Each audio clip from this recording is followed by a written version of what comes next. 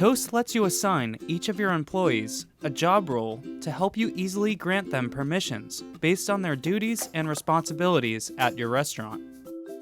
Job roles also help track employee performance and job productivity in your labor reports. To create a new job role, navigate in Toast Web to Employees, Employee Management, and then Jobs. Here, you'll see a list of existing jobs. To add a new job, use the icon on the top of the page and select Create New Job. Start by inputting the job title and job code. The code is not required, but is used by many third-party scheduling integrations. Then, select if the job is hourly or salary. Hourly jobs are required to clock in and out, and salary jobs don't have to clock in and out. The default pay rate can be entered below. This is an easy place to perform a mass update to wages for employees with the same job, if, for example, there's a minimum wage increase.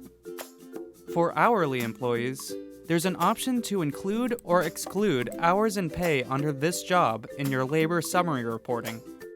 Please note that salary employees will not show up in labor percentages and reporting. You can also toggle whether this employee will enter cash tips at closing or not.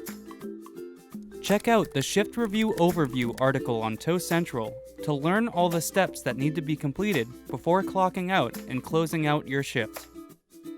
If employees with this job should have access to the cash drawer, select Yes for the cashier option. The driver option can be selected if the employee can be dispatched as a delivery driver. This page also allows you to specify unique permissions for each job role using the default User Permissions section. Here, you can enable and disable specific functions or enable an entire category.